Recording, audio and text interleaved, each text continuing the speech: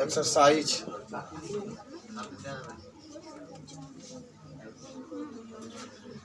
5.1 की शुरुआत हम लोग करेंगे। यूक्लिड विभाजन का परिचय हम लोग पढ़ रहे थे। आज उसी परिचय का हम लोग जानकारी हासिल करेंगे। प्रश्नावली 5.1 में देखो, हमसे पहला क्वेश्चन यही कह रहा है कि निम्नलिखित में सत्य और असत्य कथन को आपको छांटना है। और पहला प्रश्न आप देख रहे होंगे,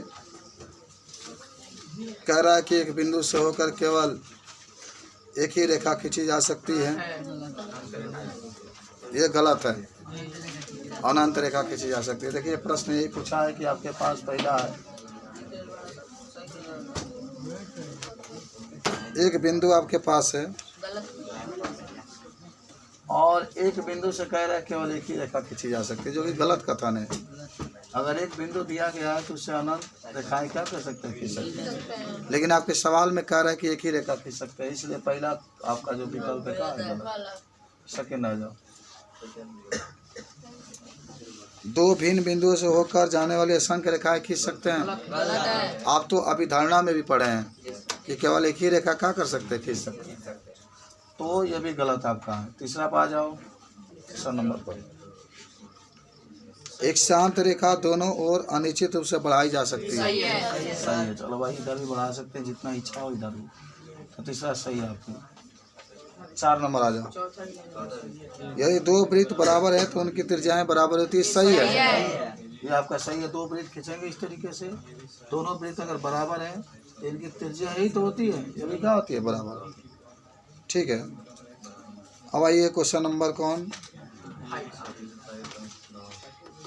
दूसरा क्वेश्चन आपके पास आते हैं। अच्छा एक और है। अच्छा 5 में दिया गया है कि निम्न आकृति में, आकृति बनाया गया, ठीक है ना, ऐसे खींचा ऐसा है, यहाँ पर ये है, यहाँ पर बी है, फिर ऐसे खींचा है, यहाँ पर पी है, यहाँ पर क्यू है, फिर ऐसे यहाँ पर खींचा है, यहाँ पर एक्स और वाई। देखो कितना अच्छा बात कहा है। कह रहा है कि ये जो है इसके बराबर है। मान लो इसका 5 माने तो इसका भी क्या होगा, 5, दोनों बराबर दिया। तो कह रहा है क्या और जो ये है पी क्यू है एक्स वाई के बराबर, यानी इसका भी मान कितना होगा, 5। ये पूछ रहा है क्या ये बराबर होगा इसके, होगा ना। तो यहाँ 5 है तो यहाँ भी क्या होगा, 5 होगा, अतः ये बराबर होगा। आपका उत्तर सही है। आओ क्वेश्चन नंबर 2 पर आते हैं। निम्न पदों में से प्रत्येक का परिभाषा लिखना है। एक है समांतर रेखाएं। समांतर रेखाएं वह रेखाएं होती है जो एक दूसरे को कभी नहीं काटती है और दोनों से दूरी क्या होती है, बराबर होती है। एक लंब रेखा है जो एक दूसरे के, मान 2 रेखाएं होती है जो एक दूसरे के 90 डिग्री पर उपस्थित होती है। रेखाखंड उस भाग को कहते हैं जहाँ पर 2 अंत बिंदु उपस्थित होते हैं। माना अंतिम जो बिंदु होता है, कोई रेखा खींच दिए, इसका जो अंतिम बिंदु होता है इसी को हम लोग क्या कहते हैं, रेखाखंड का। Good morning. यह बता सकते हैं। वृत्त की त्रिज्या भी आप बता सकते हैं कि वृत्त के केंद्र, देखो एक केंद्र है ना वृत्त के, और परिधि के मिलाने वाली रेखा को क्या कहते हैं, वृत्त का त्रिज्या। वर्ग भी आप पढ़े थे। वर्ग वह होता है जिसके चारों भुजाएं क्या होती है, बराबर होती है। चारों कोण कितने होते हैं, 90 डिग्री के होते हैं, बता सकते हैं। तो पहला एक हेडिंग बना लो, समांतर रेखाएं।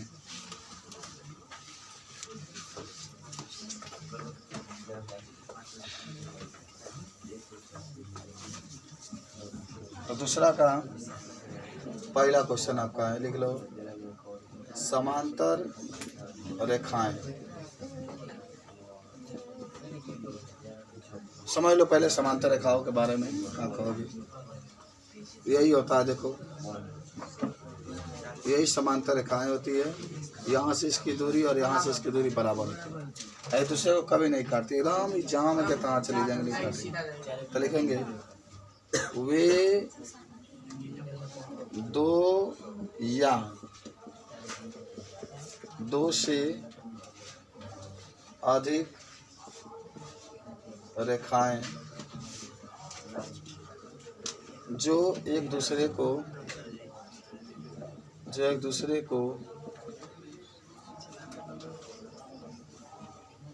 कभी नहीं काटती है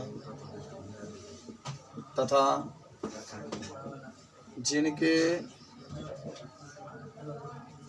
बीच की दूरी एक समान होती है, एक समान होती है, तो उसे समांतर रेखा कहते हैं।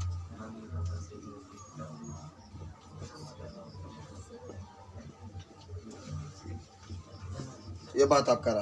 पहला तो एकदम सिंपल था, और आपसे कोई पूछे समांतर रेखा के बारे में तो देख रहे कि एक रेखा है कि ये रेखा, दोनों रेखाएं एक नीचे दूरी बजाती है और इनके बीच का जो डिस्टेंस होता है बराबर होता है। ये रेखाएं एक दूसरे को कभी नहीं काटती है, इसलिए हम इसको क्या कहते हैं, समांतर रेखा कहते हैं। ठीक है, तो समांतर रेखा आपसे जब पूछेगा तो इसके बाद पापा लेते हम ना मन नहीं कर क्या टाइम से ना जगह, इसे हम लोग क्या कहते हैं, समांतर रेखा। याद हुआ? मान ये रेखा कभी नहीं काटेंगे, मान लो दूरी बराबर है तो कभी ये नहीं काटेंगे, तो समांतर रेखा जानेंगे। अच्छा, दूसरा आपके पास है लंब रेखा।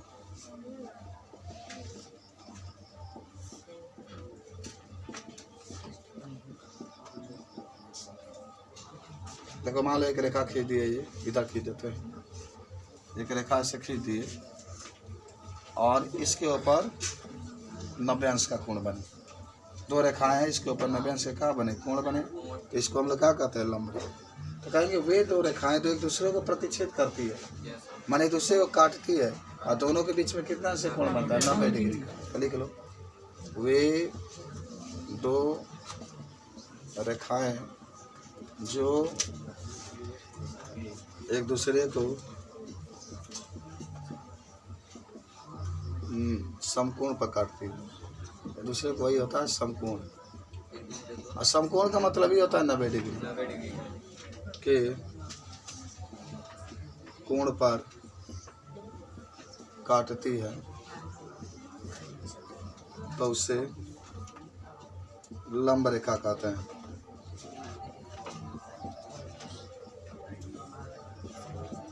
बहुत सिंपल है, ये भी लंब रेखा के बारे में आपसे पूछेगा तो आप कह सकते हो वे दो रेखाएं जो एक दूसरे को समकोण पर काटती है। देख रहे हैं, एक ये रेखा है, एक ये रेखा है, दोनों यहाँ पर काट रही हैं, और कोण कितने डिग्री का बन रहा है, 90 डिग्री का। तो इसको हम लोग कहते हैं लंब रेखा। अब आपको समांतर रेखा के बाद हम एक और चीज़ पर चलेंगे जिसका नाम होगा रेखाखंड। रेखाखंड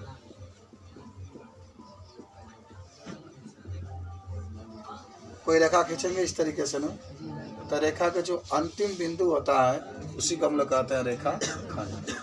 लिख लेना, किसी रेखा के अंतिम बिंदु को रेखाखंड कहते हैं।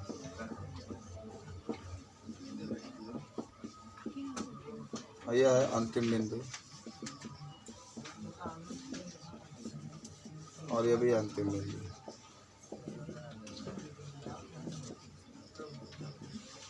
सिंपल सी बात रहा, कोई भी रेखा जितने बिंदु होंगे उसको हम रेखाखंड कहते हैं। उसके अंतिम जो बिंदु होती है, देख रहे हैं जैसे, तो रेखा के अंतिम बिंदु को हम लोग कहते हैं रेखाखंड। यदि आपसे कोई पूछेगा तो इसको आप बता सकते हैं। अब आइए वृत्त की त्रिज्या। 4 नंबर वृत्त का त्रिज्या, रेडियस। लंब रेखा लिख लिया सब लोग? अच्छा, पहले समझ लो वृत्त की त्रिज्या। आपके पास एक वृत्त है इस तरीके से, यहाँ केंद्र है, ये त्रिज्या, इसको हम लोग परिधि कहते हैं, इसको हम लोग केंद्र कहते हैं, और इसके बीच के दूरी को हम लोग त्रिज्या। लेकिन किसी वृत्त के केंद्र और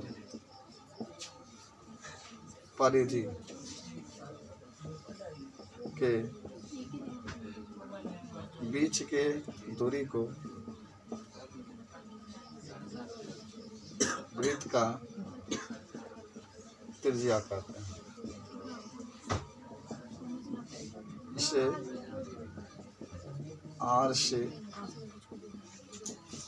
प्रदर्शित करता है। क्या होता है वृत्त की त्रिज्या। तो वृत्त है, वृत्त का जो केंद्र है और जो परिधि है, इसी के बीच की दूरी का हम लोग वृत्त का क्या कहते हैं, त्रिज्या कहते हैं। देख लो केंद्र होता है, छांसा वृत्त को खींचेंगे, ये परिधि होता है, इसी के बीच की दूरी का वृत्त का क्या कहते हैं, त्रिज्या कहते हैं। इसको याद करेंगे। और लास्ट 5 नंबर है आपका वर्ग। स्क्वायर अंग्रेजी में इसको कहते हैं हम लोग। इसका भी चित्र देख सकते हैं, यहाँ बना देते हैं। ए बी सी डी सब भुजा बराबर होते हैं। अगर ये 5 है तो ये भी 5, ये भी 5, ये भी 5, सब कोण 90 डिग्री के होते हैं। विकर्ण भी बराबर होंगे। तो लिख लो वर्ग वह होता है जिसके सभी भुजाएं बराबर होते हैं तथा प्रत्येक कोण 90 डिग्री का होता है तथा दोनों विकर्ण बराबर होते हैं।